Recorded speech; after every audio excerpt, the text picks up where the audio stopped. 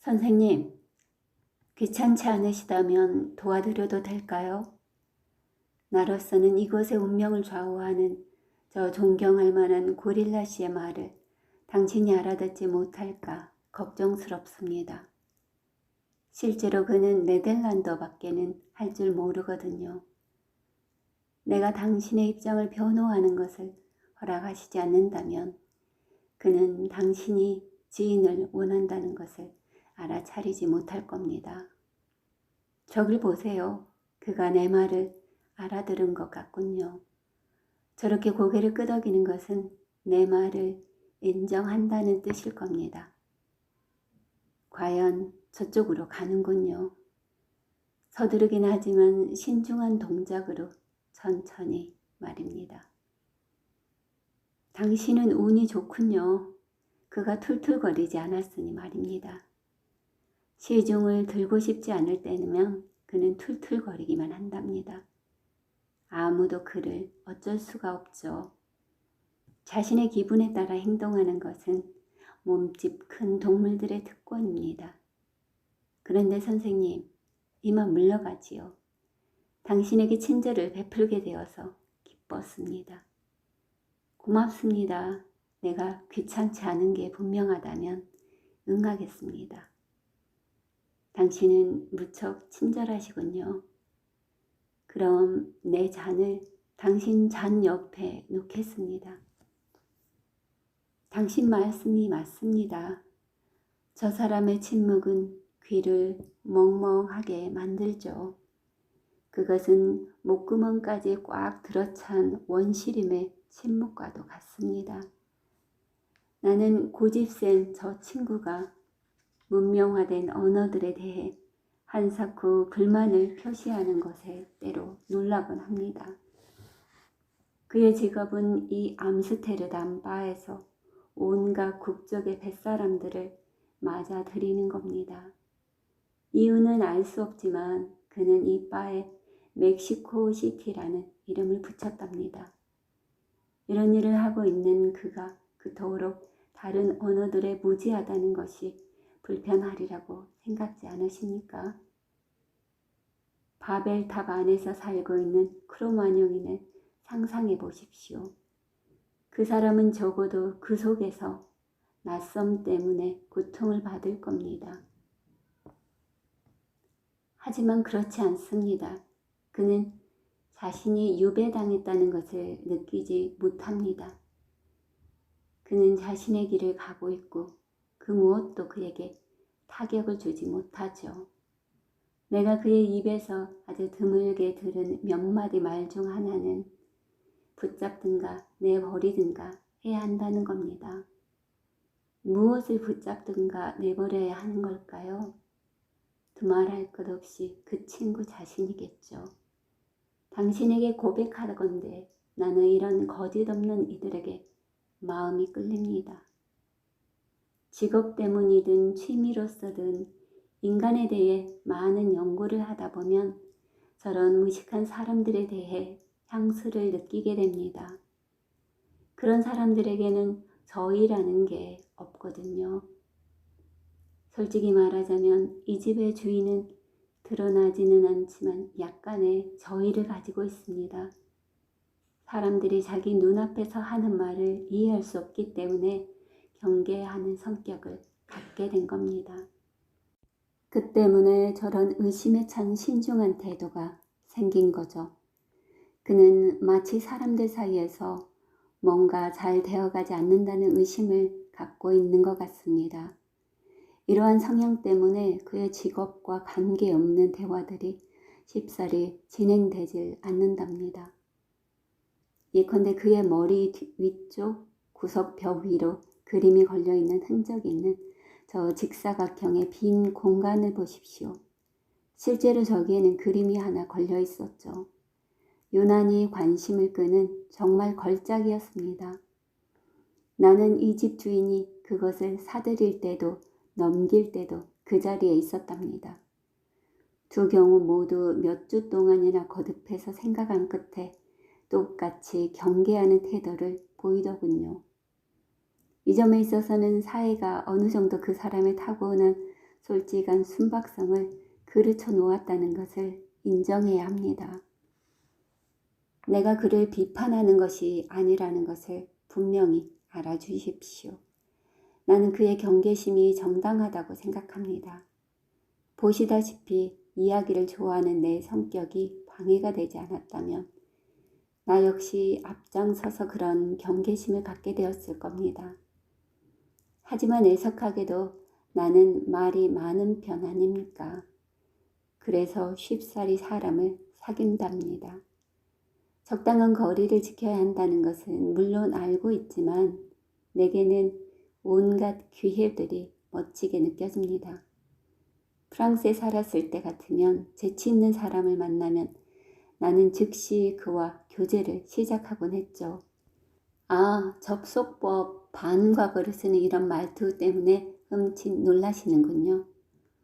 내게 이러한 동사법이나 되게 고상한 말을 쓰고자 하는 결점이 있다는 것을 인정합니다.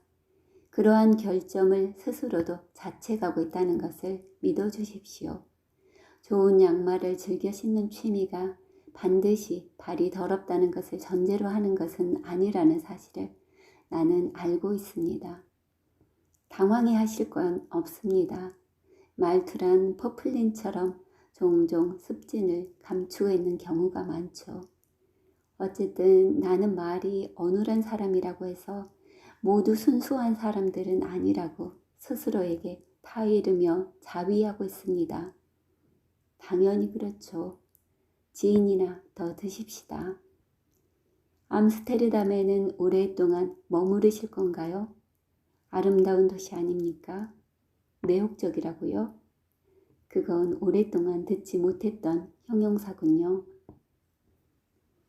내가 파리를 떠나온 이후로 말입니다. 정확하게 말하자면 그로부터 몇 년 전이죠. 하지만 마음은 추억을 담고 있는 법입니다. 그래서 나는 우리의 그 아름다운 수도와 강변, 그 어느 것 하나도 잊지 않고 있답니다. 파리는 정말이지 그림 같은 도시, 400만의 실루엣이 살아 움직이는 찬란한 배경입니다. 최근의 조사에 의하면 거의 500만에 달한다고요. 그렇다면 그들이 아이들을 만든 모양이군요. 나는 그 사실에 놀라지 않습니다. 나는 우리 국민들이 두 가지 열정을 지니고 있다고 항상 생각해 왔죠. 사상에 대한 열정과 간음에 대한 것 말입니다. 말하자면 닥치는 대로죠. 그렇지만 그들을 비난하지는 맙시다. 그들만 그런 것이 아니니까요. 유럽 전체가 그렇습니다. 나는 때때로 미래의 역사학자들이 우리에 대해 무엇이라고 말할 것인지 생각해 보곤 합니다. 현대인에 대해서는 단 한마디로 충분할 겁니다. 즉, 그들은 간음을 하고 신문을 읽었다고 말입니다. 이런 잔인한 정의를 내린 다음에는 더 이상 이야기할 거리가 없어질 것이라고 나는 감히 단언할 수 있습니다. 네덜란드 사람들은 그렇지 않죠. 그들은 훨씬 덜 현대적입니다. 그들에겐 여유가 있지요.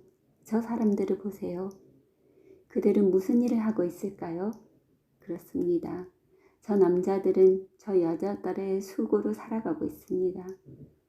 또한 저들은 극히 속물적인 남녀들로 언제나 그런 것처럼 허풍이나 어리석음 때문에 이곳에 오게 된 거랍니다. 결국 상상력이 지나쳤거나 부족했던 탓이죠. 때때로 저 남자들은 칼이나 권총을 휘두르기도 합니다. 하지만 그들이 그런 일에 집착하고 있다고는 생각하지 마십시오. 역할 때문에 어쩔 수 없이 그러는 것 뿐이니까요. 그래서 그들은 마지막 총알을 당기면서 공포에 쌓여 죽어갑니다. 나로서는 가족끼리 조금씩 서로를 죽여가는 다른 사람들보다는 소위 그런 그들이 오히려 도덕적이라고 생각합니다. 당신은 우리 사회가 이런 종류의 재고 공작을 위해 조직되어 있다고 생각해 본 적이 없으십니까? 브라질의 강에 살고 있는 작은 물고기들에 대해서는 물론 들으신 적 있겠죠? 그 물고기들은 부주의한 수영객들을 수도 없이 공격하여 그 작은 입을 재빨리 움직여 몇 초 동안에 깨끗이 먹어치우고 살 한 점 붙지 않은 뼈만 남겨놓는다지 않습니까? 그러니까 바로 그것이 그들의 조직이란 거죠. 당신은 흠 없는 삶을 바라십니까? 모든 사람들처럼요. 물론 그렇다고 대답하시겠죠. 어떻게 감히 아니라고 할 수 있겠습니까? 좋습니다. 당신을 깨끗하게 만들어드리죠. 여기 직업과 가족, 잘 계획된 여가가 있습니다. 그리고 이 작은 이빨들이 살을 물어뜯어 뼈만 남겨놓는 겁니다. 하지만 이 말은 공정하지 못하군요. 이것이 그들의 조직이라고 말해선 안 되겠죠. 이것은 요컨대 우리의 조직입니다. 즉, 누가 다른 사람을 깨끗이 먹어치우느냐 하는 겁니다. 마침내 우리들의 진이 나왔군요. 당신의 행운을 위해 건배. 그렇습니다. 저 고릴라 씨가 입을 열어 나를 박사라고 불렀습니다. 이곳에서는 모든 사람이 박사 아니면 교수랍니다. 이들은 선하고 겸손한 나머지 남을 존경하기를 좋아합니다. 적어도 이곳에서는 악의가 국가적으로 제도화되어 있지는 않습니다. 그건 그렇고 나는 의사는 아닙니다. 알고 싶으시다면 말씀드리죠. 이곳에 오기 전에 나는 변호사였죠. 지금은 고의 판사랍니다. 그런데 내 소개를 해도 되겠습니까? 나는 장 바티스트 클라망스라고 합니다. 당신을 만나게 돼서 기쁩니다. 당신은 분명 사업가신 모양이군요. 대강 그렇다고요? 훌륭한 대답입니다. 또한 현명하기도 하고요. 우리는 모든 것에 대해서 대강 그렇죠. 자, 내가 탐정력을 해도 되겠습니까? 당신은 대강 내 나이 또래고 이것저것을 대강 돌아본 40대의 견식 있는 안목을 가지고 계시군요. 또한 우리나라 사람들이 모두 그런 것처럼 온 매무새가 그런대로 단정하시고 매끈한 손을 가지셨군요. 그러니까 대강 말해서 부르조아일 겁니다. 하지만 세련된 부르조아라고 해야겠죠. 실제로 접속법, 반과거 같은 말투에 흠칫 놀란다는 것은 당신의 교양을 이중으로 증명하고 있습니다. 왜냐하면 우선 그것은 당신이 그 동사법을 알고 있다는 뜻이고 이어 그것이 당신의 신경에 거슬린다는 것을 의미하니까요. 끝으로 당신은 나의 흥미를 불러일으킵니다. 괜한 말이 아니라 당신은 이해력이 뛰어난 것 같군요. 그러니까 당신은 대체로 말해서 하지만 이런 것이 무슨 소용이 있겠습니까? 내가 흥미를 느끼는 부분은 직업이 아니라 어떤 부류의 사람인가 하는 점입니다. 당신에게 2가지 질문을 하도록 허락해 주십시오. 그리고 주제 넘다고 생각되지 않으시면 그 질문에 대답해 주십시오. 재산이 있으십니까? 좀 있다고요? 좋습니다. 당신은 그 재산을 가난한 사람들과 나눠 가지셨습니까? 그렇지 않다고요? 그렇다면 당신은 소위 사두개파의 부류에 드는 사람이군요. 만약 당신이 성서의 말을 실천하지 않으셨다면 나로서는 당신이 성서에서 그다지 큰 도움을 얻지 못했다고 생각할 수밖에 없습니다. 성서가 당신에게 도움이 되었다고요? 그렇다면 당신은 성서를 아시는군요. 분명 당신은 내 호기심을 자극하는 분입니다. 나에 관해서 말하자면 아니, 직접 판단해 보십시오. 강인해 보인다는 말을 종종 듣곤 하는 키나 얼굴이나 어깨로 보자면 차라리 럭비 선수 같지 않습니까? 하지만 화술로 판단하자면 내가 어느 정도 세련된 사람이라는 것을 인정하셔야 할 겁니다. 내 외투에 털을 제공한 낙타는 분명 습진으로 고통을 받고 있었겠죠. 하지만 그와는 달리 나는 잘 다듬어진 손톱을 가지고 있습니다. 나 역시 견문이 넓은 사람이죠. 그렇지만 조심성 없이 겉모습만 보고 당신에게 속내 이야기를 털어놓고 있군요. 어쨌든 내 태도가 나무랄 데 없고 말투가 고상하다 해도 나는 쥐듣기의 뱃사람들이 드나드는 이 바의 단골일 뿐입니다. 자, 더 이상 캐묻지 마십시오. 내 직업은 이중적입니다. 사람들이 그런 것처럼 말입니다. 그뿐입니다. 이미 말씀드린 것처럼 나는 고의 판사입니다. 내 경우에 있어서 한 가지 단출한 것은 재산이 전혀 없다는 것입니다. 그렇습니다. 나도 전에는 부자였었죠. 하지만 그렇다고도 할 수 없습니다. 나는 다른 사람들과 아무것도 나눠 갖지 않았으니까요. 그것은 무엇을 증명하는 것이겠습니까? 나 역시 사두개파 같은 부류의 인간이었던 겁니다. 오, 항구의 사이렌 소리가 들리십니까? 오늘 밤 조이데르해 위에는 안개가 낄 겁니다. 벌써 가시렵니까? 혹시 내가 당신을 붙잡아 두었었다면 용서하십시오. 괜찮으시다면 계산하지 마십시오. 멕시코 시티에 오신 것은 내 집에 오신 거나 마찬가지입니다.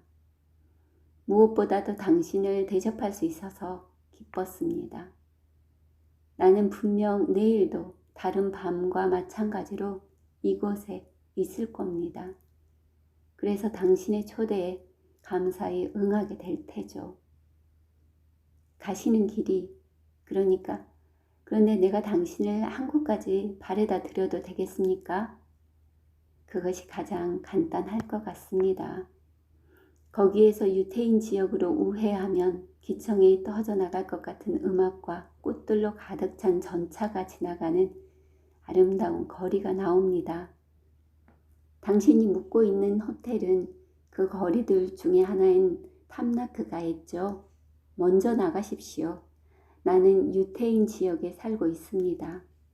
이 나라의 히틀러주의자들이 그곳에 자리를 잡기 전까지는 그렇게 불렸었죠. 굉장한 소탕이었습니다. 7만 5천 명의 유태인들이 강제 수용소로 유배되거나 학살된 그 일은 그야말로 대청소라고 할 수 있죠. 나는 그러한 집착, 그 조직적인 끈기에 감탄을 금할 수 없습니다. 개성을 갖지 못한 경우에는 방법이라도 있어야 합니다. 이 경우 그 방법은 이론의 여지 없이 경탄할 만한 것이었습니다. 그러니까 나는 역사상 가장 큰 죄악 중에 하나가 자행된 장소에 살고 있는 겁니다. 어쩌면 그것이 나로 하여금 저 고릴라 쥐와 그의 경계심을 이해하도록 해주는지도 모릅니다. 나는 이런 방법을 통해 어쩔 수 없이 공감에 이르게 되는 나의 본질적인 성향에 저항할 수 있는 겁니다. 새로운 사람을 만날 때면 내 마음속에서 누군가가 경보를 울립니다. 속도를 늦추시오, 위험. 공감이 가장 강할 때조차 나는 경계하지 않을 수 없답니다. 당신은 보복 작업이 진행되고 있던 무렵 내가 살고 있는 작은 마을에서 어떤 일이 일어났는지 아십니까? 어떤 독일 장교가 한 노파에게 두 아들 중에 누구를 인질로서 총살하라고 선택할 것인지를 정중하게 물었답니다. 선택이라니 그런 것을 상상할 수 있겠습니까? 저 아들을 선택할까요? 아니, 이 아들을 선택해야죠. 그런다면 그가 끌려가는 것을 지켜봅니다. 강조하지 마십시오, 선생님. 하지만 온갖 놀라운 일들이 있을 수 있다는 것을 믿어주십시오. 나는 다른 사람들을 경계하기를 거부하는 순수한 사람을 하나 알고 있습니다. 그는 평화주의자이자 무정부주의자로 전 인류와 동물들을 똑같은 애정으로 사랑하고 있었습니다. 선택된 영혼이라고요. 그렇습니다. 그건 분명합니다. 유럽의 종교전쟁이 막바지에 달아있을 때 그는 시골에 칩거해 있었습니다. 그는 자신의 문 앞에 이렇게 써놓았죠. 당신이 어디 출신이든 들어오시오. 환영합니다. 당신 생각으로는 이 멋진 초대에 누가 응했으리라고 생각하십니까? 민병들이었습니다. 그들은 자기 집처럼 그곳에 들어와 그를 찔러 죽이고 내장을 꺼냈답니다. 오, 죄송합니다, 부인. 하긴 아무 말도 알아듣지 못했을 겁니다. 아니, 이렇게 늦은 시간이고 며칠 동안 줄곧 비가 내리고 있는데도 불구하고 웬 사람들인가요? 다행히 이 어둠 속을 비춰주는 유일한 섬광인 지인이 있군요. 이 지인이 당신 속에 불러일으키는 그 황금빛, 구릿빛 빛살을 느끼십니까? 나는 지인의 열기 속에서 저녁이면 이 도시를 가로질러 산책하기를 즐깁니다. 밤새도록 걸으면서 몽상에 잠기거나 끊임없이 혼잣말을 하죠. 그렇습니다. 오늘 저녁처럼 말입니다. 당신이 약간 어리둥절하지 않으셨을까 걱정입니다. 고맙습니다. 예의가 바르시군요. 하지만 그것은 하고 싶은 말이 넘치기 때문이랍니다. 내가 입을 열자마자 말들이 흘러나오죠. 게다가 이곳은 나에게 영감을 불러일으킵니다. 나는 이곳 사람들이 좋습니다. 그들은 집들과 물로 가로막힌 작은 공간 속에 갇혀 안개와 차가운 대지와 양잿물처럼 김이 피오르는 바다에 둘러싸여 보도 위에서 들끓고 있습니다. 나는 그들을 사랑합니다. 왜냐하면 그들은 이중적이기 때문입니다. 그들은 이곳에 있는 동시에 또 다른 곳에 가 있는 겁니다. 바로 그렇습니다. 질퍽한 보도 위를 걸어가는 그들의 무거운 발소리를 듣고 금빛 청어와 낙엽빛깔의 보석들로 가득 찬 상점들 사이를 힘겹게 지나가는 그들을 보면 오늘 저녁 그들이 분명 이곳에 있다고 당신은 생각하시겠죠? 당신은 다른 모든 사람들과 마찬가지로 이 선량한 사람들을 영생을 누릴 기회와 아울러 돈을 헤아리는 관리자나 상인들과 같은 종족으로 간주하시겠죠. 그리고 그들의 유일한 서정은 때때로 체형이 넓은 모자를 쓰고 해부와 강의를 듣는 데 있다고 말입니다. 그렇다면 당신은 잘못 생각하신 겁니다. 그들이 우리 곁에서 걸어다니고 있는 것은 사실입니다. 하지만 그들의 머리가 어디에 있는지를 보십시오. 그들의 머리는 네온사인과 진, 붉고 푸른 간판에서 내려오는 다카의 안개 속에 있습니다. 네덜란드는 꿈이랍니다, 선생님. 황금과 연기로 이루어진 꿈이죠. 낮이면 연기가 보다 진하고 밤이면 황금빛이 진해집니다. 밤이나 낮이나 이 꿈속에는 로헨그린이 살고 있습니다. 온 나라 안 바다 주위의 운하를 따라 끊임없이 맴도는 음산한 백조떼처럼 높은 핸들이 달린 검은 자전거를 타고 몽상에 잠겨 달려가고 있는 이곳 사람들 같은 로헨그린이 말입니다. 그들은 구릿빛 구름 속에 머리를 두고 꿈을 꿉니다. 그들은 맴을 돌다가는 목류병 환자처럼 안개와 황금빛 기운 속에서 기도합니다.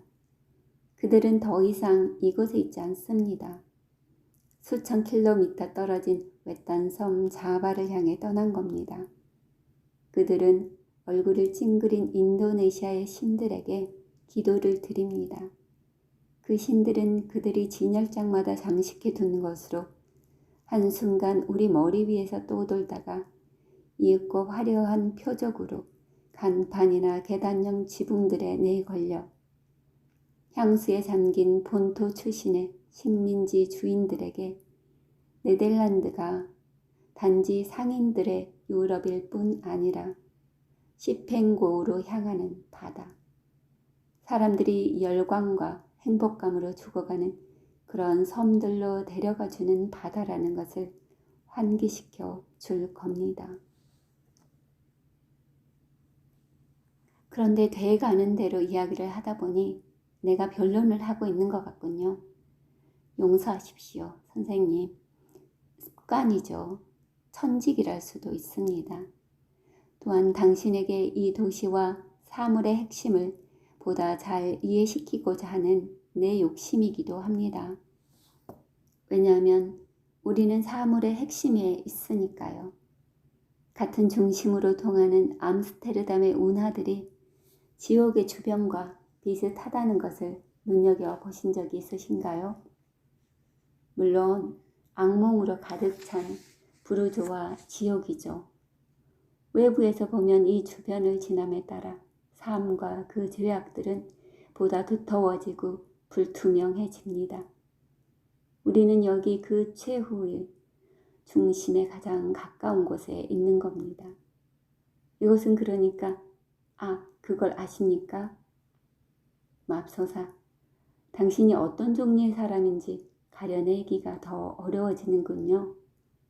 하지만 이제 당신은 이곳이 대륙의 끝임에도 불구하고 사물의 중심이라고 하는 내 말의 이유를 알 수 있을 겁니다. 민감한 사람들은 이런 기묘한 것들을 이해하는 법이죠. 어쨌든 신문에 읽는 사람들이나 간음죄를 범한 사람들은 더 이상 갈 곳이 없습니다. 그들은 유럽 각처로부터 와서 내해 부근 퇴색한 모래톱 위에 발을 멈춥니다. 그들은 사이렌 소리를 들으며 안개 속에서 배들의 그림자를 찾아보지만 헛일이죠. 그런 다음 다시 운하를 지나 빗속을 뚫고 되돌아가는 겁니다. 추위에 떨면서 그들은 멕시코 시티에서 온갖 나라 말로 진을 주문합니다. 바로 여기에서 나는 그들을 기다리고 있는 겁니다. 그럼 선생님, 친애하는 형제님, 내일 뵙겠습니다. 아닙니다. 이제 당신은 길을 찾으실 수 있을 겁니다. 나는 이 다리 근처에서 당신과 헤어져야겠습니다. 나는 밤에는 결코 다리를 건너지 않는답니다. 그것은 맹세를 했기 때문입니다. 어쨌거나 누군가가 물로 뛰어든다고 가정해 보십시오. 둘 중에 하나입니다. 당신은 그를 따라가 건져내야 할 테고 추운 겨울에는 그보다 더 심한 일도 각오해야 할 것입니다. 그렇지 않다면 그를 내버려 둬야겠죠.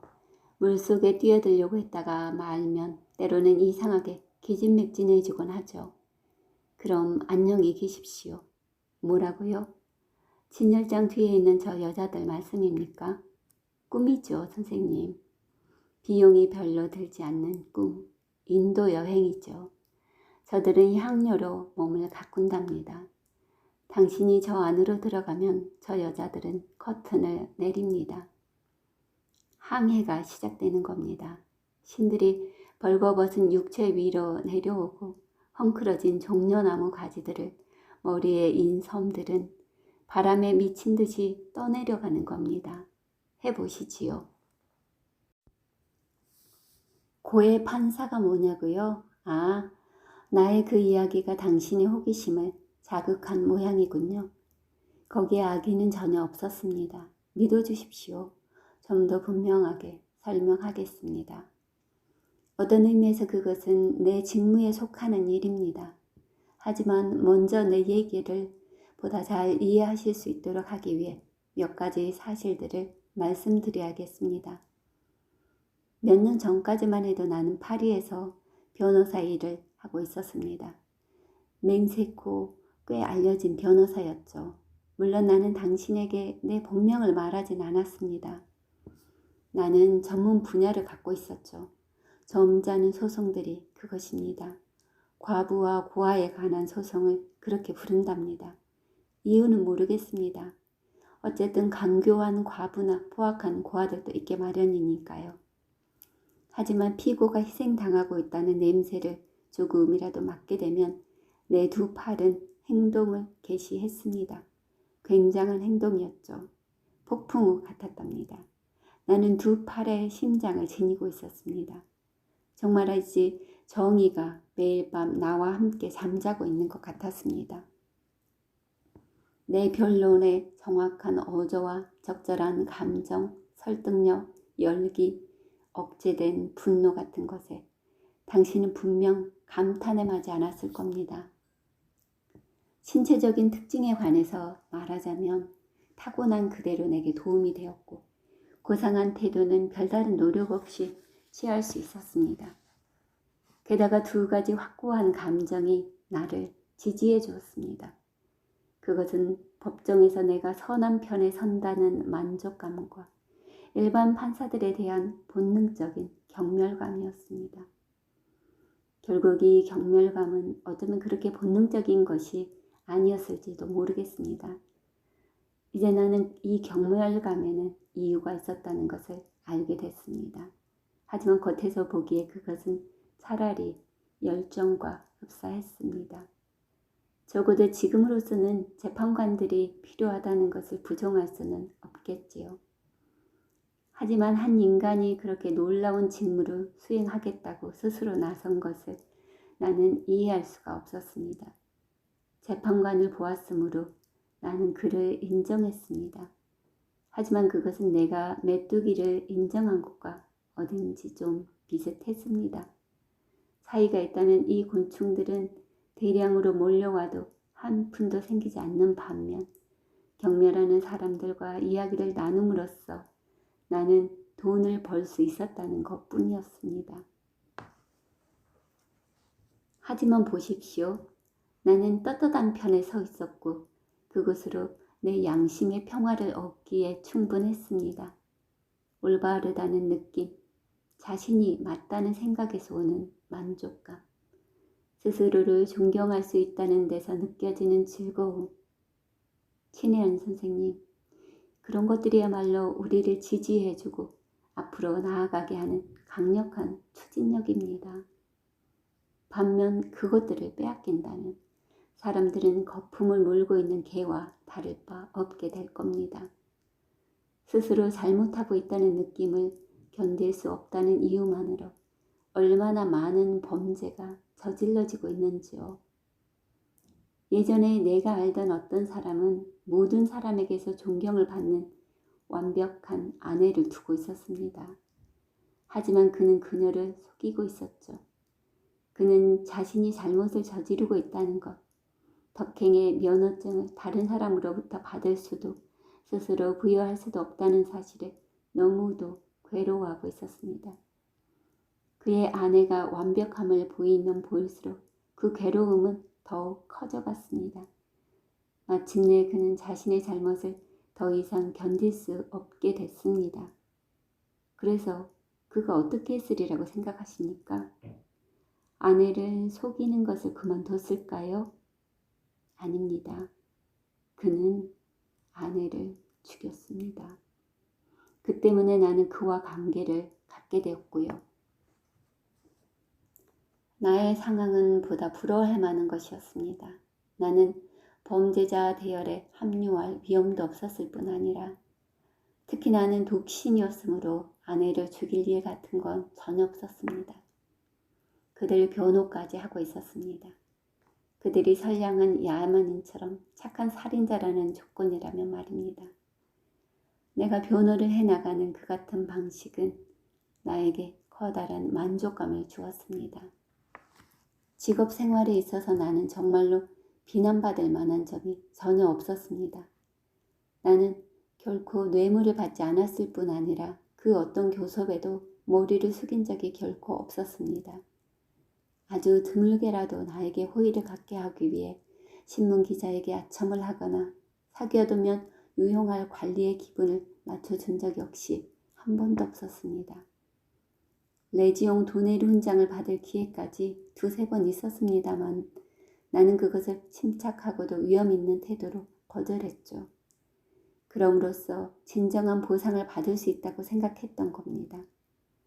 나아가 나는 가난한 사람들에게는 돈을 받지 않았고 그 사실을 사람들 앞에서 떠벌린 적도 없었습니다. 친애하는 선생님, 내가 이 모든 이야기를 허영심에서 하고 있다고는 생각지 말아 주십시오. 그건 전혀 내 공로가 아니었습니다.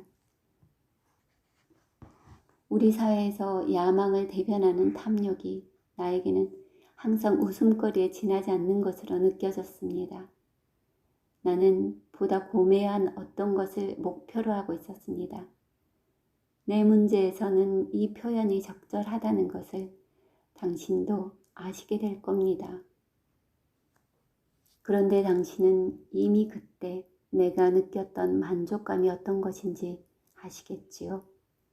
나는 나 자신의 천성을 즐기고 있었습니다. 사람들은 서로를 진정시키기 위해 이러한 즐거움을 에고이즘이라는 이름하에 때때로 비난하는 체하지만 사실은 그것이 바로 행복이라는 것을 잘 알고 있습니다. 과부나 고아들에게 그토록 적절하게 반응하는 내 본성의 이러한 면을 적어도 나는 즐기고 있었습니다. 그 본성이 너무나 잘 발휘된 나머지 내 삶 전체를 지배하기에 이르렀습니다. 이를테면 나는 맹인들이 길을 건너는 것을 도와주기를 몹시도 즐겼습니다. 길 모퉁이에서 머뭇거리고 있는 지팡이를 멀리서 발견하면 나는 지체 없이 달려갔습니다. 때로는 이미 그에게 내밀어 있는 다른 사람의 자비의 손길보다 한순간이라도 앞질러 가서 나 아닌 다른 모든 사람들의 배려로부터 그를 탈취한 다음 혼잡한 교통장애물 한가운데서 부드럽고도 힘있는 손길로 그를 부축해 징박은 횡단보도를 지나 인도의 안전한 지점까지 데려다주곤 했습니다. 그곳에서 우리는 서로 따뜻한 감정을 나누며 헤어졌죠. 이런 식으로 나는 언제나 거리의 행인들에게 길을 가르쳐 주었고 담뱃불을 빌려주었으며 너무 무거워 보이는 짐술에 손을 빌려주었고 고장난 자동차를 밀어주었으며 여자 구세군 사관에게는 신문을, 노파 상인에게는 꽃을 사주기를 즐겼답니다. 노파가 그 꽃을 몽파르나스의 묘지에서 훔쳐온 것이라는 사실을 알면서도 말입니다. 나는 또한 이런 일들도 즐겼죠. 이건 말하기가 좀 어렵군요. 나는 적선하기를 좋아했답니다. 훌륭한 기독교인인 내 친구 중에 한 사람은 거지가 자기 집으로 다가오는 것을 바라볼 때 느껴지는 첫 번째 감정은 불쾌감이라는 사실을 인정한 바 있었습니다. 그런데 나는 훨씬 더 심했습니다. 거지를 만나면 기뻐서 어쩔 줄 몰랐으니까요. 이 이야기는 그만하십시다. 그보다는 나의 정중함에 관해서 얘기해 보기로 할까요? 나의 정중함은 유명한 것으로 이론의 여지가 없었습니다. 예의를 갖춘다는 것은 실제로 나를 몹시 즐겁게 해주었습니다. 어느 날 아침 버스나 지하철 안에서 그럴 만한 사람에게 자리를 양보한다든가 어떤 노파가 떨어뜨린 물건을 주어서 내가 잘 알고 있는 예의 그 미소를 띠며 돌려준다든가 아니면 그저 나보다 더 바쁜 사람들에게 내가 탈 택시를 양보한다든가 하는 기회를 갖게 되면 그날 하루는 그것으로 기분 좋게 지낼 수가 있었습니다. 이것 또한 말씀드리지 않을 수 없는데 대중교통이 파업 중일 때 버스 정류장에서 집으로 돌아가지 못하고 있는 가엾은 형제들 중에 몇 명을 내 차에 태워줄 기회를 갖게 된 날들 역시 똑같이 즐겁게 보낼 수 있었습니다. 또한 극장에서 한 쌍의 남녀가 함께 앉을 수 있도록 좌석을 바꿔준다거나 여행 중에 젊은 처녀의 짐 가방을 그녀에게는 지나치게 높은 곳에 설치되어 있는 그물 선반에 올려놓아 준다든가 하는 일들은 내가 다른 사람들보다 더 자주 하곤 하는 선행이라고 할 수 있습니다.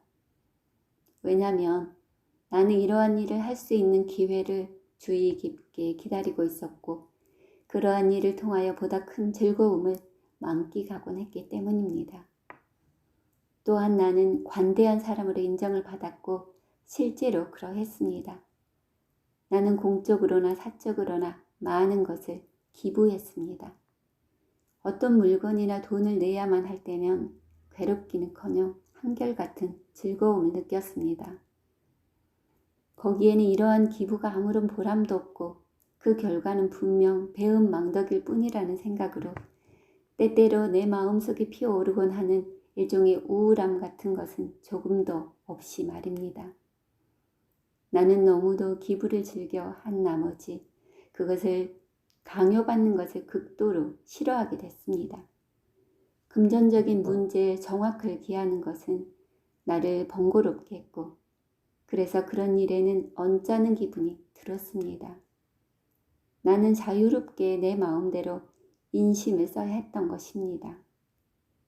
이런 것들은 사소한 행동이지만 당신은 이로써 내가 삶에서 특히 직업에 있어서 경험하고 있었던 끊임없는 즐거움을 이해하실 수 있을 겁니다.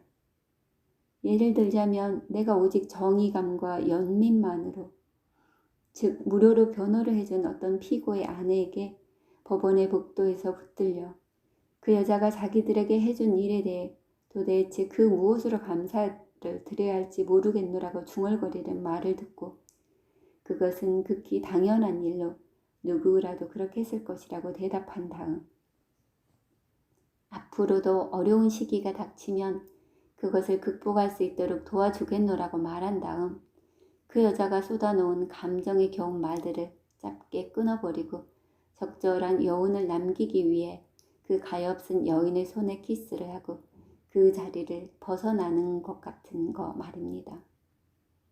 친애하는 선생님, 제 말을 믿어주십시오. 그것은 속된 야망보다 높은 경지로 미덕이 그 스스로 자라나는 절정의 경지에 오르는 것입니다. 이러한 절정에 관해 좀 더 이야기를 해봅시다. 이제 당신은 내가 보다 고매한 것을 겨누고 있었다고 한 내 말의 의미를 이해하셨을 겁니다. 나는 바로 이러한 절정들, 그 경지에서만이 내가 살아갈 수 있는 절정들에 관해 이야기했던 겁니다. 그렇습니다.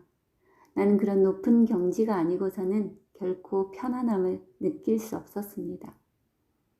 생활의 사소한 부분에 있어서까지 나는 보다 높은 곳에 있고자 하는 욕망을 지니고 있었습니다.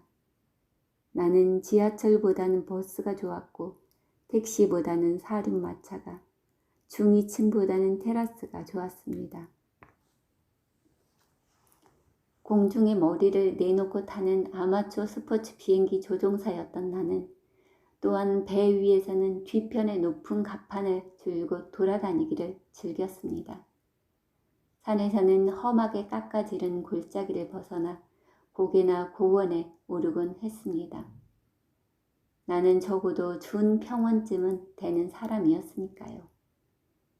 만약 운명이 나에게 손으로 일하는 직업, 즉 선방공이나 기화공 같은 직업을 선택하도록 했다면 가만 계십시오.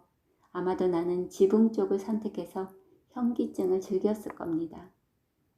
지하 창고나 배의 화물창, 지하실, 동굴, 구덩이들은 나에게 공포를 불러일으켰습니다.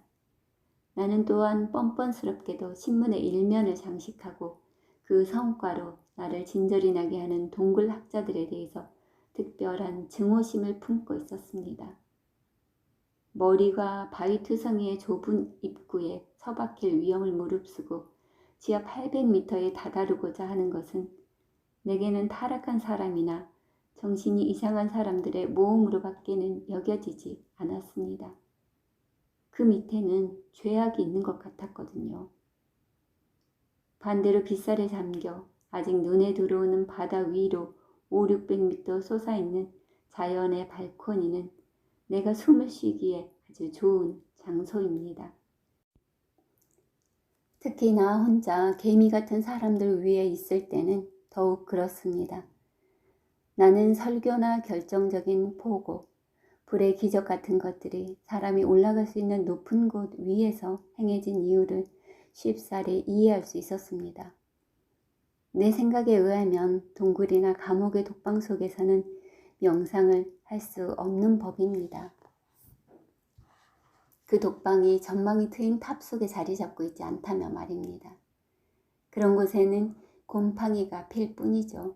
그래서 나는 교단에 들어갔다가 자신의 독방이 기대했던 것처럼 넓은 풍경과 면에 트여 있는 대신 벽에 면에 있다는 이유로 환속한 사람을 이해할 수 있었습니다. 나라면 분명 곰팡이가 피게 내버려 두지 않는다는 것을 믿어주십시오. 나는 나 자신 안에 있을 때나 다른 사람들과 함께 있거나 간에 하루 중 그 어떤 때라도 높은 곳에 올라가 그곳에 잘 보이도록 불을 켜놓습니다. 그러면 즐거움에 찬 인사가 내게로 올라오곤 했죠. 그런 식으로 나는 적어도 삶과 나 자신의 탁월함을 즐기고 있었던 겁니다. 다행히도 내 직업은 절정에 오르고자 하는 나의 이러한 성향을 만족시켜 주었습니다. 내 직업 덕분에 난 이웃에 대한 번민에서 완전히 벗어날 수 있었습니다.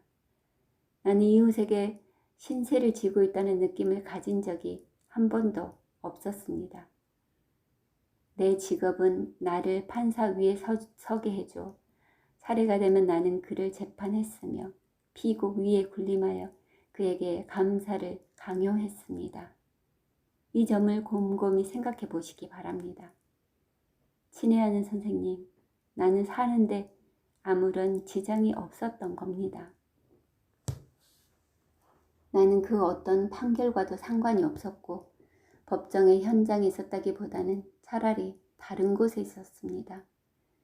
극 중에서 때때로 줄거리를 변화시키거나 그것에 의미를 부여하기 위해서 기계로 내려드리곤 하는 신들처럼 극장의 맨 위에 자리 잡고 있었던 겁니다. 어쨌든 높은 곳에서 산다는 것은 여전히 가장 많은 수의 사람들에게 우러름을 받고 절을 받는 유일한 방법이라고 할 수 있죠. 그런데 내가 변호한 선량한 범죄자들 중에 몇몇은 이 같은 감정에 굴복해 살인을 한 사람들이었습니다. 그들이 처해 있는 힘겨운 상황에서 신문을 읽는다는 것은 그들에게 틀림없이 일종의 보상감을 느끼게 했던 겁니다. 불행한 보상감 말입니다.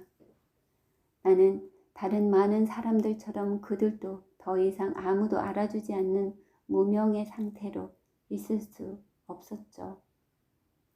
어느 정도는 이러한 초조감이 그들을 가슴 아픈 종말로 이끌었던 것입니다.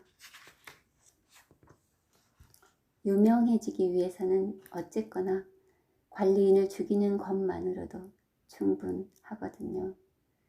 불행히도 그것은 일시적인 명성일 뿐입니다. 칼을 맞아 죽을 만한 관리인이 그토록 많고 실제로 칼을 맞는 사람들도 많지만 말입니다. 범죄는 끊임없이 무대 전면을 장식하지만 범죄자는 거기에 잠시 동안밖에 머물 수가 없었습니다. 이내 다른 사람들로 바뀌어지죠.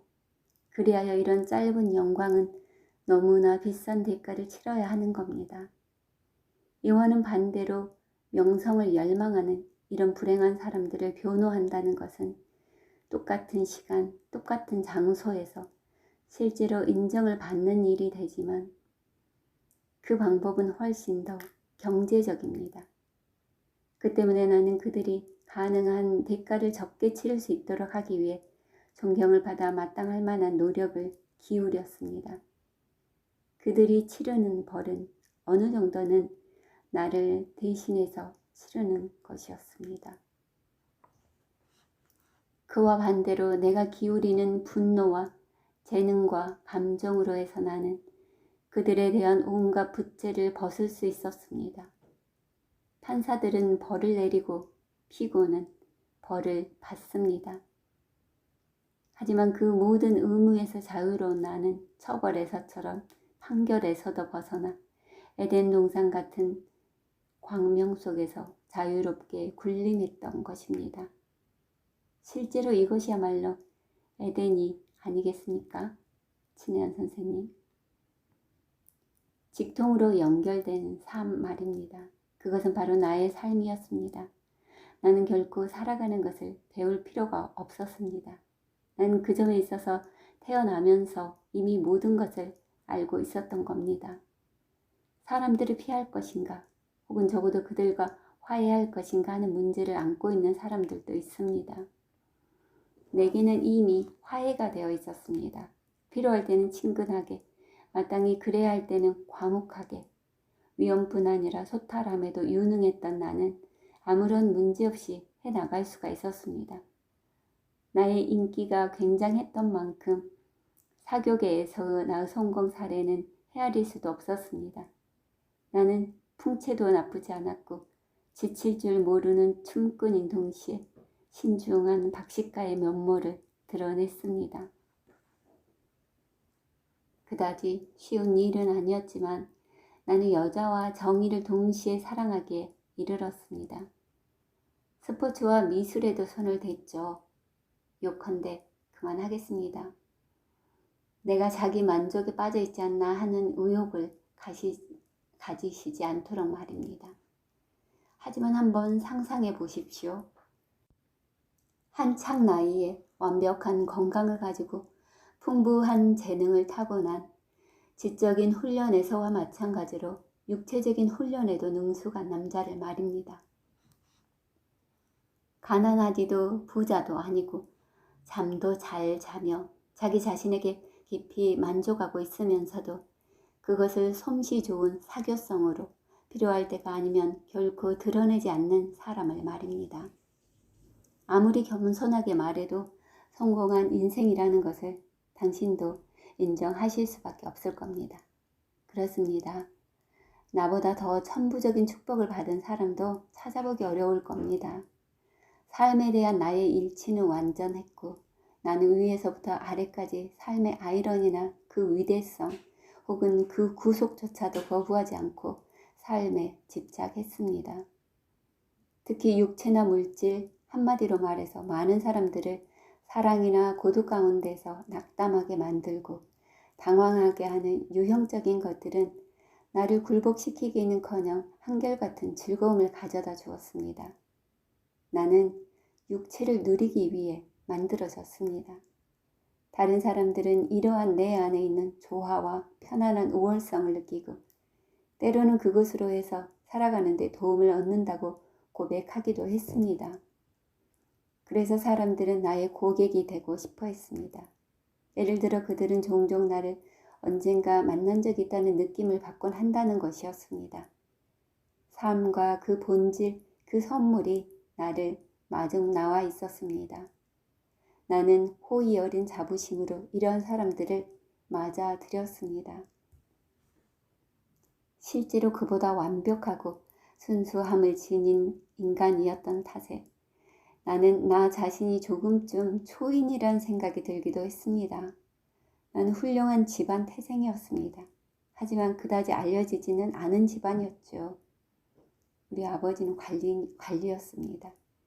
그런데 어느 날 아침 나는 솔직하게 고백하겠는데 나 자신이 왕자나 혹은 성사에 나오는 불타는 덤불이 된 것 같은 느낌을 받았습니다. 이 점을 주목해 주십시오. 그것은 내가 다른 모든 사람들보다 더 지적인 존재로 살고 있다는 확신과는 다른 것이었습니다. 그리고 이러한 확신은 수많은 어리석은 사람들도 함께 공유하고 있는 것인 만큼 아무런 의미도 없었죠. 하지만 그런 것이 아니었습니다. 고백하기 주저됩니다만 나는 많은 복을 타고났기 때문에 스스로 선택받은 존재라는 느낌이 들었던 겁니다. 모든 사람들 가운데서 그렇게 오래고 한결같은 성공을 누리도록 개인적으로 선택받았다고 말입니다. 어쨌든 그것은 내 겸양의 결과였습니다. 나는 이러한 성공을 내 덕으로만 돌리고자 하지 않았습니다. 나로서는 한 개인 안에 그토록 다양하고 그토록 극단적인 자질이 겸비돼 있다는 것이 단순히 우연의 결과라고만은 생각할 수 없었습니다. 바로 그 이유 때문에 나는 행복하게 살아가면서 그런 식으로 행복이 보다 높은 어떤 명령에 의해 허가된 것이라는 느낌을 받았습니다. 내가 아무 종교도 갖고 있지 않다고 말씀드린다면 당신이 이러한 나의 신념 속에 어떤 이상한 점이 있다는 것을 보다 분명히 아실 수 있을 겁니다. 평범한 것이든 아니든 간에 그 신념은 오랫동안 나를 일상의 열차 위로 끌어올렸고 나는 말 그대로 몇 년 동안 공중을 떠돌고 있었습니다. 사실 말하자면 나는 지금도 여전히 마음속에 미련을 가지고 있습니다. 나는 바로 그날 저녁까지 공중을 떠돌았었는데 천만에요. 이것은 다른 문제로 잊어버려야 합니다. 게다가 나는 아마도 과장하고 있는 듯 합니다.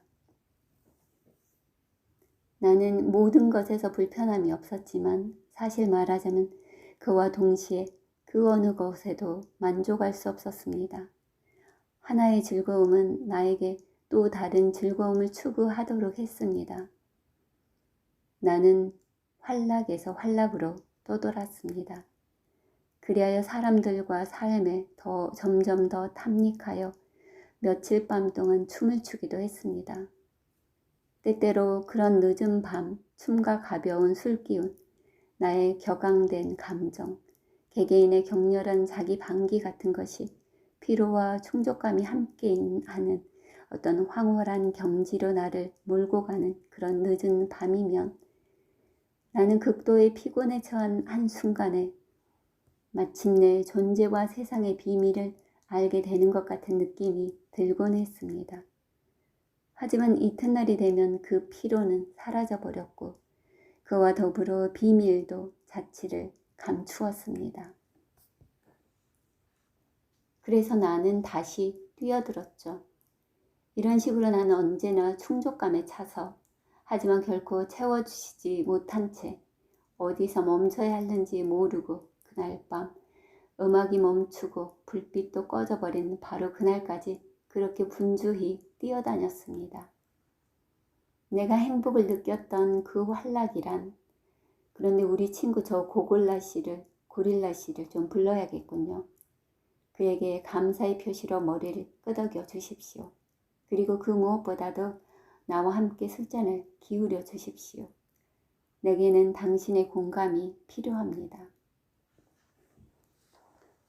나는 이 말이 당신을 깜짝 놀라게 했으리라는 것을 알고 있습니다.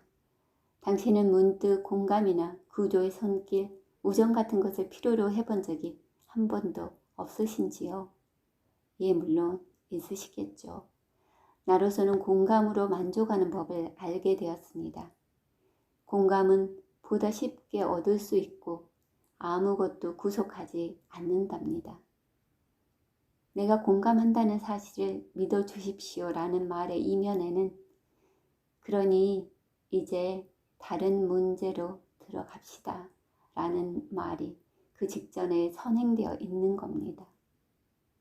그것은 회의의 의장이 가질 수 있는 감정이죠. 재난이 일어난 후라면 사람들은 쉽사리 그런 공감을 얻을 수 있습니다. 우정은 그보다는 좀 더 복잡하죠. 우정을 얻기 위해서는 오랜 시간이 걸리고 힘이 들지만 일단 우정을 얻은 다음에는 그것에서 벗어나기가 더 어려워지죠. 그것을 직면하고 있어야 하는 겁니다.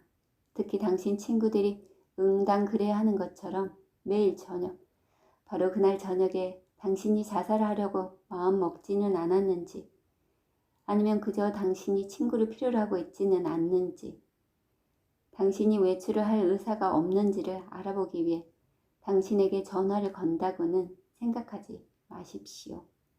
천만에요. 그들이 전화를 한다면 가만히 계십시오. 그것은 당신이 누군가와 함께 있고 인생이 아름답다고 생각하고 있는 그런 저녁 때일 겁니다. 그들은 자기들 생각으로 당신이 당신 자신에게 그래야 한다는 이유에서 오히려 당신을 자살로 몰고 갑니다.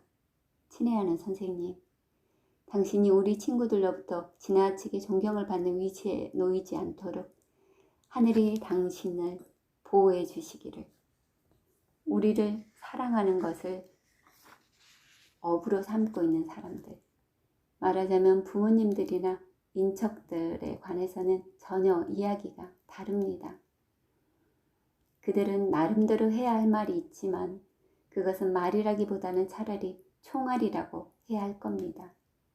그들은 소총을 쏘듯이 전화를 하지요. 그리고는 정확히 조준을 하는 겁니다. 아, 바겐만큼이나 비겁한 사람들. 뭐라고요? 도대체 어느 날 저녁이냐고요? 곧 말씀드리도록 하죠. 내가 말할 때까지 좀 참아주십시오. 그리고 어떤 점에서는 친구나 인척들에 관한 이러한 이야기도 내가 말하려는 것과 관련이 있습니다. 자, 나는 친구가 감옥에 들어가자 자신이 사랑하는 사람이 빼앗긴 안락함을 스스로도 누리지 않으려고 매일 밤 방바닥에서 잠을 자곤 하는 어떤 사람에 대한 이야기를 들은 적이 있습니다. 친애하는 선생님, 도대체 누가 우리를 위해서 바닥에서 잠을 자겠습니까? 나 스스로 그렇게 할 수 있을까요? 보십시오. 나는 그렇게 하고 싶고 그렇게 할 겁니다. 그렇습니다. 우리 모두 언젠가는 그렇게 할 수 있을 것이고 그것이 곧 구원이 될 겁니다.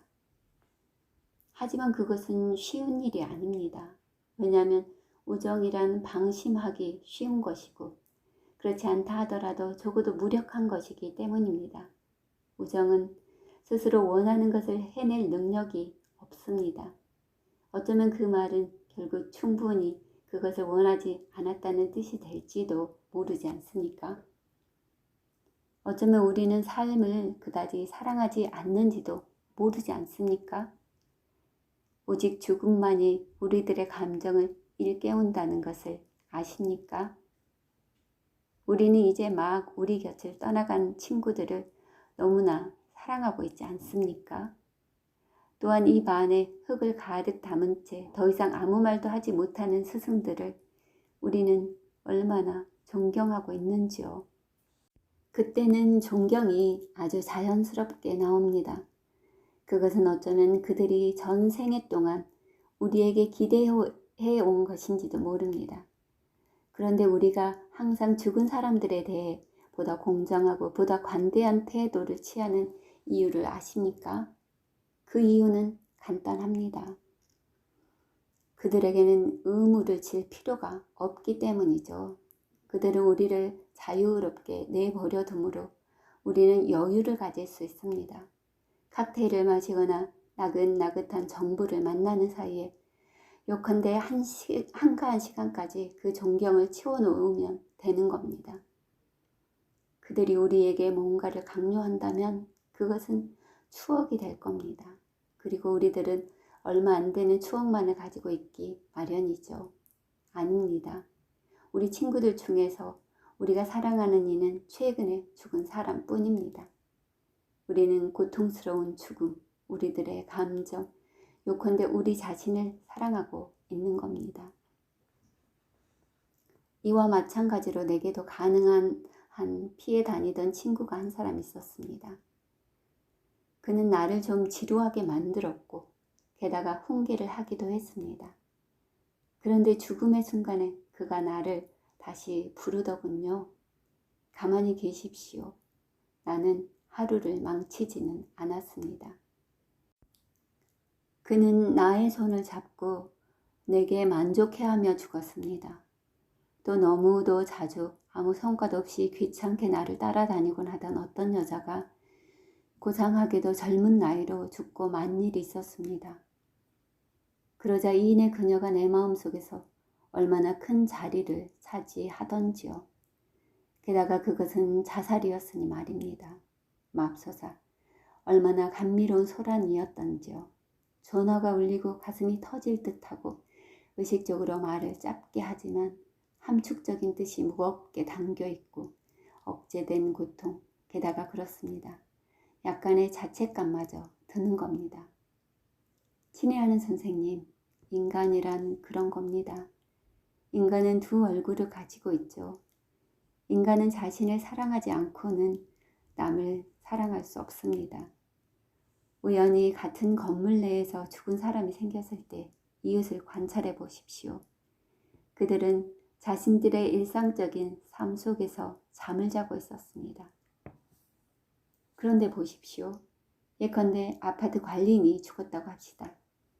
그 소식을 듣자마자 사람들은 잠에서 깨 안절부절 못하고 소식을 알고자 하며 동정을 합니다. 죽음은 기정사실화되고 마침내 구경거리가 시작되죠. 그들은 비극을 필요로 하고 있었습니다. 당신은 뭘 바라십니까? 그것은 그들의 범상한 탁월함이자 식욕 촉진제입니다. 그런데 내가 관리인에 대해서 말한 것이 정말 우연일까요? 나는 너무도 못생기고 심술궂기까지 한 관리인을 한 사람 알고 있습니다. 그는 프란체스코 해의 수도사들도 낙담했을 정도로 하잘것없고 원한에 차 있는 괴물 같은 사람이었습니다. 나는 당시 그와 더 이상 이야기조차 나누고 있지 않았습니다만 그의 존재만으로도 나의 매일매일의 만족감이 망쳐질 정도였죠. 그가 죽었을 때 나는 장지까지 갔었습니다. 그 이유가 무엇이라고 생각하십니까? 그런데 장례식이 있기 전 이틀 동안이 무척 흥미로웠답니다. 관리인의 아내는 아파서 단칸방에 누워 있었는데 그 옆 받침대 위에 관이 눕혀져 있었죠. 그래서 우편물을 각자 찾아가야 했답니다. 사람들은 방문을 열고 안녕하세요 부인 하고 인사를 건네곤 했습니다. 그리고 관리인의 아내가 손짓을 곁들여 죽은 이에 대한 찬사를 늘어놓는 것을 들은 다음 자신의 우편물을 가져가곤 했죠. 그 안에 즐거운 일이라고는 아무것도 없지 않겠습니까? 그런데도 그 건물에 사는 모든 사람들이 석탄산 냄새가 풍기는 그 집으로 줄을 지어 들어갔던 겁니다. 새들어 사는 사람들은 하인들을 보내지 않았습니다. 그렇습니다. 그들은 그 기회를 이용해 직접 그 집에 왔답니다. 그리고 하인들 역시 마찬가지였습니다. 하지만 그들은 슬쩍 다녀오곤 했죠. 장례식 날이었습니다. 관이 그 집의 문을 빠져나오기에는 너무 컸습니다. 어쩌면 우리 그이가 저렇게도 클까? 하고 관리인의 아내는 침대 속에서 놀라움과 동시에 감탄과 통탄이 뒤섞인 목소리로 말했답니다. 걱정 마십시오 부인, 뒤로 물러났다가 세워서 나갈 겁니다. 하고 장의사의 십장이 대답했죠. 그들은 관을 세워서 문을 나온 다음 다시 눕혔습니다. 묘지까지 따라가서 그 사치스러움으로 나를 깜짝 놀라게 한 관 위에 꽃을 던진 사람은 나뿐이었습니다. 그런 다음 나는 관리인 아내를 찾아갔고 그 비극의 여주인공으로부터 감사의 말을 들었습니다. 이 모든 일에 무슨 이유가 있었는지 말해 주실 수 있습니까? 아무 이유도 없답니다.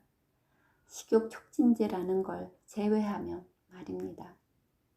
나는 또 변호사협회에서 오랫동안을 같이 지낸 동료의 장례를 치른 적이 있었습니다. 그는 사람들 사이에서 무시되곤 하던 서기였는데 나는 그와 항상 악수를 하곤 했죠. 내가 일하고 있던 그곳에서 사실 나는 모든 사람들과 악수를 했습니다. 그것도 한 번이 아니라 2번이나 말입니다. 그런 친절한 순박성으로 나는 별로 힘들이지 않고 나의 기분을 밝게 해주는데 필요한 모든 사람들의 공감을 얻어낼 수 있었습니다. 서기의 장례식을 치르기 위해 변호사협회 회장이 일손을 놓지는 않았습니다. 하지만 나는 참석했습니다. 여행을 떠나기 전날이어서 더욱 눈에 띄었죠. 나로서는 내가 참석하는 것이 사람들의 눈에 띄리라는 것, 모든 사람들의 호의에 찬 찬사를 받게 되리라는 것을 분명히 알고 있었던 겁니다. 그래서 아시겠지만 그날 눈이 내리고 있었음에도 불구하고 나는 물러서지 않았습니다.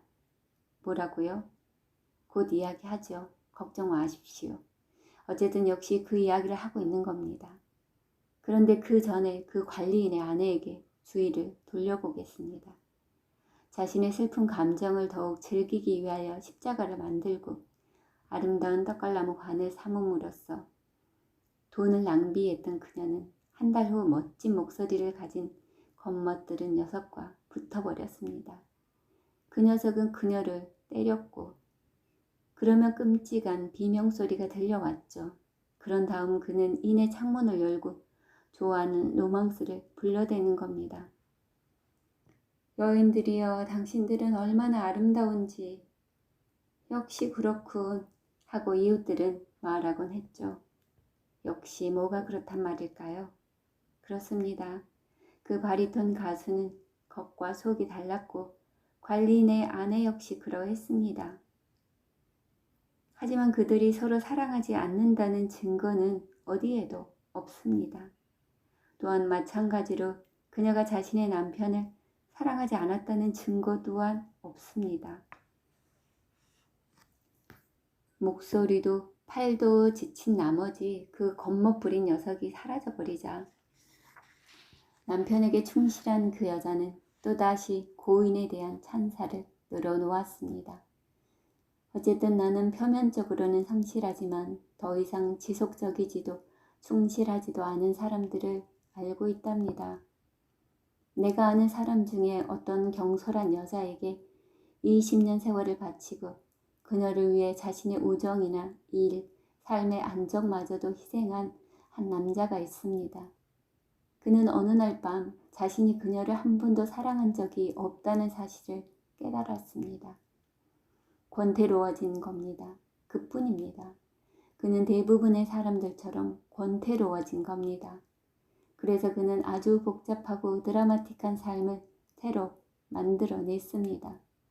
뭔가 일어나야 한다는 것이야말로 대부분의 행동을 설명해 주는 것이죠. 뭔가 일어나야 합니다. 사랑 없는 구속이나 전쟁, 아니면 죽음이라도 말입니다. 그러니 장례식은 최고 아니겠습니까? 적어도 내게는 그런 구실 같은 것은 없습니다. 나는 군림하고 있었기 때문에 권태롭지 않았던 겁니다. 당신에게 말씀드리는 그날 저녁 나는 그 어느 때보다도 권태롭지 않았다고 할 수 있습니다. 그렇습니다. 정말로 나는 그 어떤 일도 일어나기를 바라지 않았습니다. 그랬는데, 자, 친애하는 선생님, 아름다운 가을날 저녁이었습니다. 도시의 대기는 아직 훈훈했고 세느강 위로는 벌써 축축한 기운이 돌고 있었습니다.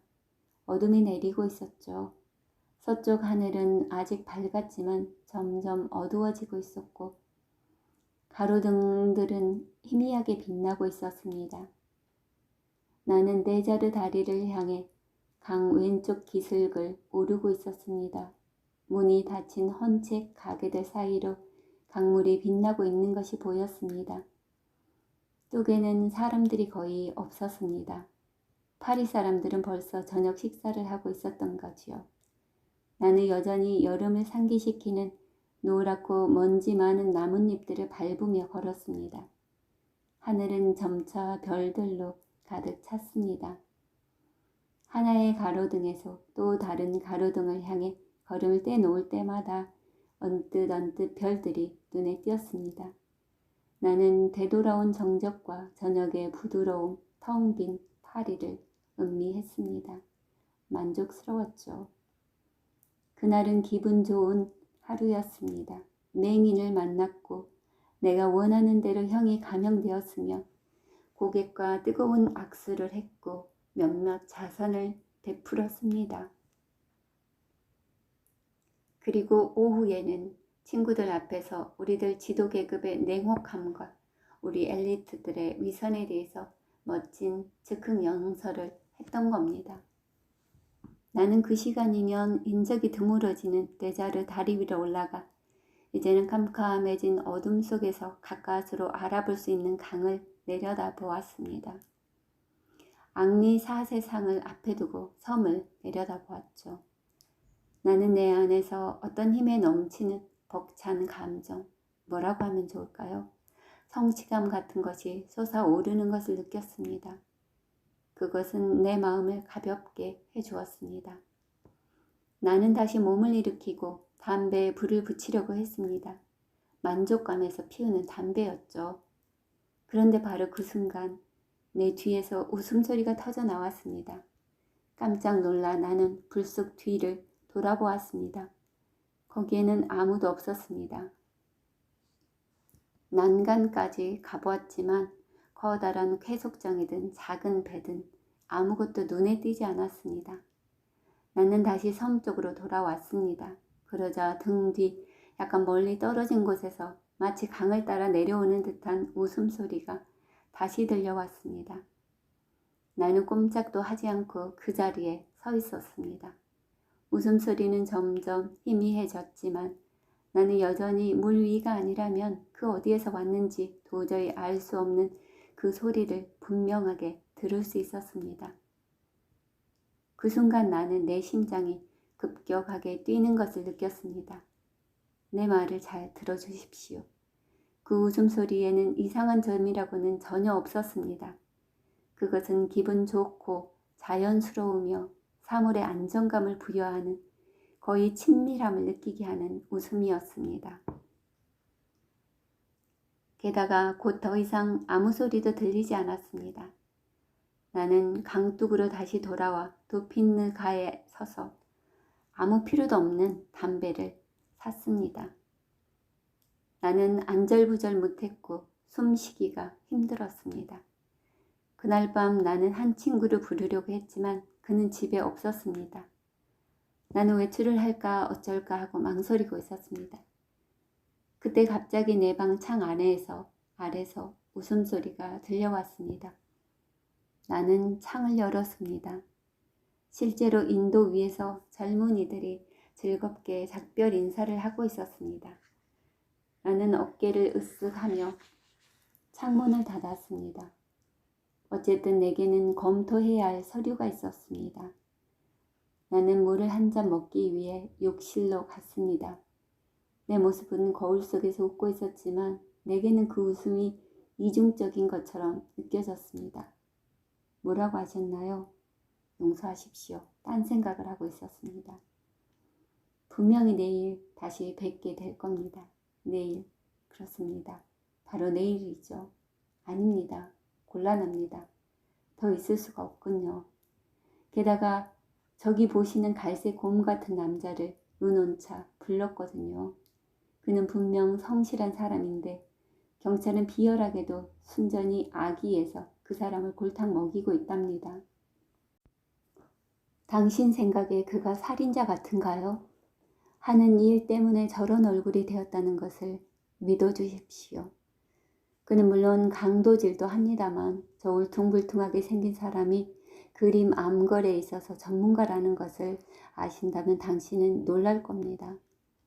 네덜란드에서는 모든 사람들이 그림이나 튤립 전문가죠.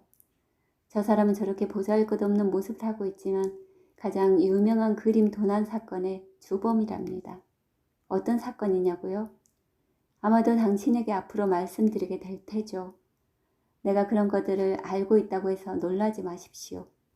나는 고의 판사이긴 하지만 여기에서 직업 외의 장기들도 가지고 있답니다.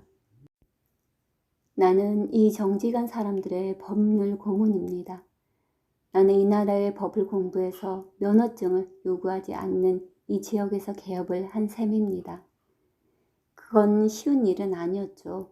하지만 나는 신뢰감을 주지 않습니까? 솔직하고 사람 좋은 미소를 가지고 있고 내 악수는 힘에 넘칩니다. 그런 것들이 바로 성공의 조건이죠. 이어 나는 처음에는 이해관계로 그 다음에는 신념에서 어려운 사건들을 몇 가지 해결했습니다. 기동서방이나 도둑들이 항상 그 어느 곳에서든 형을 받아야 한다면 교양 있는 신사들은 모두들 언제나 스스로 무죄라고 생각할 겁니다. 친애하는 선생님, 그리고 내 생각으로는 자, 곧 갑니다.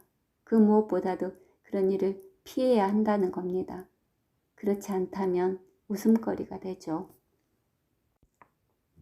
친애하는 형제님, 당신이 호기심을 가져다 준 데 대해 정말 감사드립니다.